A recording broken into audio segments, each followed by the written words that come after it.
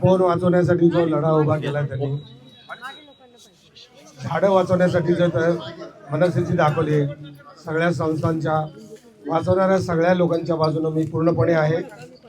त्यांना आमचा पूर्ण पाठिंबा आहे. महाराष्ट्रातल्या सह्याद्री देवराईच्या आमचे जेवढे पण महाराष्ट्रातील सगळे लोक आहेत त्या सगळ्यांच्या वतीनं आमचा तुम्हाला पूर्णपणे पाठिंबा आहे. तपोवन वाचवा, नाशिक वाचवा, तपोवन वाचवा, नाशिक वाचवा. साधू आले गेले मेले, त्यांनी मला काय अभ्यास नाही, पण झाडं गेली तर मात्र फार नाशिककरांचं नुकसान होईल. त्यामुळे मी झाडांच्या बाजूने आहे, तुमच्या बाजूने आहे. इथलं एकही झाड तुटता कामा नये. मी जो काय अभ्यास केला, जो काय वाचलं ऐकलं, त्याच्यावर मला लक्षात असं आलं की इथलं एकही झाड तुटता कामा नये आणि ही सगळी झाडं वाचली पाहिजेत. आपल्याच माणसांनी आपल्यालाच फसवलं तर त्यांना आपली कशी म्हणायची? त्यामुळे शासन आपलं आहे का इंग्रजांचं राज्य आहे? तर आपल्याला शासन म्हणतं की झुडपं काढणार, झुडपं कोणते काढणार? नाही, झुडपाची, झाडाची आणि झाडांच्या वयाची व्याख्याच अजून माहिती नाहीये. ही व्याख्या करणं अजून आपल्या महाराष्ट्र गव्हर्नमेंटला जमलेलंच नाही. भारतात जमलं की नाही मला माहिती नाही, पण आपल्या देशाचा राष्ट्रीय वृक्ष वड हा आपल्या देशात फक्त भारत सरकारनेच जास्त तोडलाय. याचं दुर्दैव हे आहे की सगळी झाडं जी सगळ्यात जास्त ऑक्सिजन देतात, मोठी पानं असतात ती जास्त कार्बन डायऑक्साईड घेतात आणि जास्त ऑक्सिजन देतात. तर वडाचं झाड हे सगळ्यात महत्त्वाचं आहे.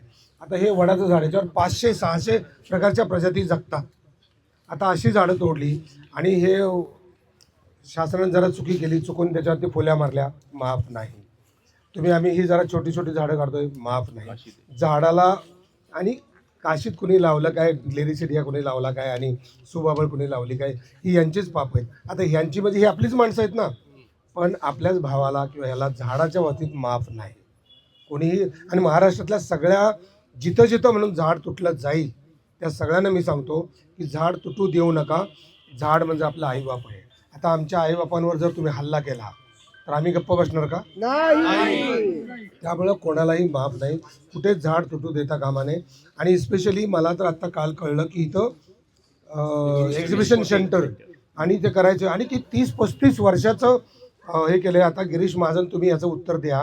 मला पहिल्यांदा इथं कळलं, गिरीश महाजन तुम्ही जबाबदार माणूस आहात, माझी तुमची काही वैयक्तिक दुश्मन नाही आणि दुश्मनी आली तरी मला काही फरक पडत नाही. झाडाच्या बाबतीत नावार घेण्यात तयार नाही. मुद्दा असा आहे की झाडाच्या तुटताना बाबतीत तुम्ही असं विधान नका करू. इथं जी ऑर्डर काढली 14 नोव्हेंबरला, जिथं 30-35 वर्षाचं ॲग्रीमेंट तुम्ही इथं टेंडर काढले, ते द्यायला निघालं तर कुठला साधुग्रामन, कुठला काय म्हणतात त्याला, नाही ते दर 12 वर्षांनी होतं ते कुंभमेळा. आता कुंभमेळ्याचं आपल्याला माहीतच नाही हो, पण मला माहीत आहे जगात कुठलाही सेलिब्रिटी नाही, जगात एकच सेलिब्रिटी आहे, तो झाड आहे. आणि सेलिब्रिटी त्याला म्हणायचं जो जगवतो, जो ऑक्सिजन देतो, जो अन्नपाणी देतो, जो सावली देतो, त्यालाच फक्त सेलिब्रिटी म्हणायचं. त्यामुळे नाशिककरांनो, मी सेलिब्रिटी म्हणून आलेलो नाही, मी तुमचा माणूस म्हणून तुमच्या बाजूने आलो आहे. मला चांगल्या माणसांच्या बाजूने राहायचं आहे आणि वाईट माणसं ही जरी आपले नातेवाईक असतील, जवळचे मित्र असतील तरी ती वाईटच आहे. त्यांना आपण जगू देणार नाही आणि झाड तर मरू देणार नाही. एवढंच. नाशिककरांचा एक प्रश्न आहे. प्रशासन म्हणतं की आम्ही पहिले इथे साधुग्रामसाठी जागा करणार होतो, त्याच्यानंतर आज प्रशासनाने कुठलंही डॉकेट रिलीज न करता सुनावणी घेतली. ही बेकायदेशीर सुनावणी होती, सगळ्यांना मान्य झालेलं आहे. त्याच्यानंतर जेव्हा पत्रकार बांधवांनी त्यांना प्रश्न विचारले की नेमकं तुम्ही करताय काय, तर त्यांनी आम्हाला सांगितलं की आम्ही फक्त छोटे मोठे झुडपं काढणार आहोत, 10 वर्षाच्या खालची झाडं काढणार आहोत. त्याच्यानंतर ते पुढे म्हणाले की आम्ही फक्त तेवढंच करणार आहोत आणि साधू संतांची व्यवस्था करण्यासाठी करणार आहोत. त्यानंतर नाशिकमधला एक साधू होते, ते म्हणाले की असं नका करू, तुम्ही साधूंची व्यवस्था करा. आणि आज काल आम्हाला महाराष्ट्र शासनाच्या वेबसाईटवरती कळलं की या ठिकाणी 220 कोटीचं टेंडर निघालेलं आहे आणि या ठिकाणी एक्झिबिशन सेंटर, माईस म्हणतो ज्याला आपण, meeting, incentive, conferences and exhibitions, हे या ठिकाणी तयार करण्यात येतं आहे. तर आमचं एकच म्हणणं होतं की आपण जर सांगितलं शासनाला की आपण हे करा, चांगलं आहे, परंतु हे दुसऱ्याकडे शिफ्ट करा आणि या जागा ज्या आहेत या तुम्ही टिकवा. आणि झुडपं, आता ते काल म्हणत होत्या मॅडम, आयुक्त मॅडम, की आम्ही ते झुडपं कट करणार आहे. झुडपांवरती निशाणी करू शकतो का आपण? मग झाडांवरती कशाला निशाणी केली? मग पहिले जर फुल्या मारल्या तर झाडांवरती का मारल्या? मग आता झुडपांवरती का आले? म्हणजे पहिले झाडं, आता झुडपं, आणि झुडपांच्या नावाखाली परत 10 वर्षाच्या आतले झाडं. असा जो काही खेळ चाललेला आहे, तर आमची अशी विनंती होती की आपण या संदर्भात मार्गदर्शन करावं. हिडन अजेंडा अजिबात ठेवता कामा नये. आणि चांगली माणसं ही साधू संत असतात. एका जागेत 10 माणसाची गरज असताना 1000 माणसं आली तर ते साधू संत नाहीत, ती माणसंच नाहीत मुळात. तर अशा माणसांनी इथं येऊन नाशिकची वाट लावू नये. आणि नाशिकाच्या जे मला नाशिककरांना पूर्ण आव्हान आहे की आता जे लोक आलेत त्यापेक्षा सगळ्या नाशिककरांनी इथं आलं पाहिजे. इथं गवताची काडी पण तुम्ही उचलून देता कामा नये. हा शिवाजी महाराजांचा अपमान आहे, हा ज्ञानेश्वरांचा अपमान आहे, हा तुकोबा महाराजांचा अपमान आहे, तुकारामांचा अपमान आहे. तर ह्या सगळ्यांनी जे सांगितलंय तेवढंच आपण पुढे घेऊन जातोय. आम्हाला फसवू नका आणि आम्ही तसं फसणार नाही आणि तुम्हाला फसवू देणार नाही. एवढंच नाशिककरांना माझी विनंती आहे. तुम्ही राहा. महाराष्ट्रातनं सह्याद्री देवराच्या वतीनं मी सांगतो, महाराष्ट्रातल्या सगळ्या पर्यावरणप्रेमीच्या वतीनं सांगतो की इथलं एकही झाड तुम्ही तुटू देऊ नका. आम्हाला कधी पण बोलवा, आम्ही रात्री बेरात्री कधी पण यायला तयार आहोत. काय प्रश्न? एक विनंती होती.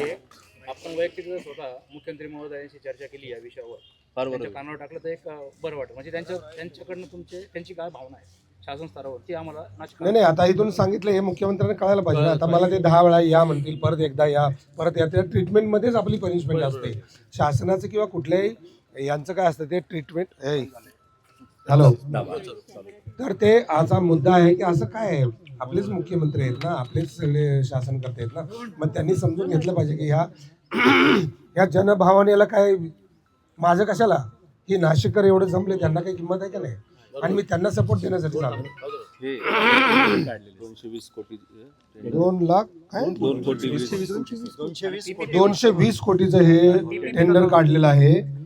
आणि बापरे, तपोवन नष्ट 30 इयर्स प्लस 35 एकरचे झाड बघा इथं हे आहे काय 14 नोव्हेंबरला काढले. 30 इयर्स प्लस 3 वर्ष असं इथं. आता इथं कसला मेळावा होणार आणि कसलं उद्योगपतींचा मेळावा आहे. नाही. आणि उद्योगपती असो कोणी असो, अरे तुम्ही काय 500 वर्ष जगणार आहात का? तुम्ही काय घेऊन जाणार आहे का? सर हे झाडं आबादित राहून कुंभमेळा होतच होता ना, मग आताच या झाडांवर झाला काय? अजून एक माईक होता ना. सर इथं एक्झिबिशन सेंटर वगैरे जे तुम्हाला करायचे एवढे मोकमोकळे मैदान आहेत, ज्या ठिकाणी गव्हर्नमेंटचे क्वार्टर्स होते जुने ते आता पडलेले आहेत, तिथं कोणी राहत नाही. तर तुम्हाला त्या ठिकाणी मेरी असेल, मसरूळ असेल, तुमचं गांधीनगर असेल, ह्या ज्या जागा आहेत या तुम्ही म्हणता आता पार्किंग आणि स्वयंसेवक करणारे, तर ह्या टेम्पररी तुमच्या 12 दिवसासाठी 12 दिवसानंतर तुम्ही काय करणार त्या ठिकाणी? तर त्या ठिकाणी तुम्ही एक्झिबिशन सेंटर तुमचे जे काही तुम्ही माईस हे करणारे तुम्ही त्या ठिकाणी बांधा.